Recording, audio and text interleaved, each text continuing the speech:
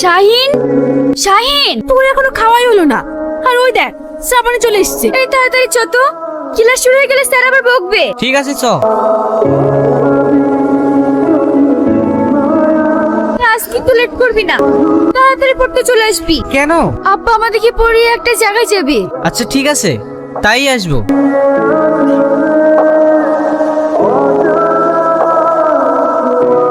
শাহিন, তোমার খাতাটা দাও।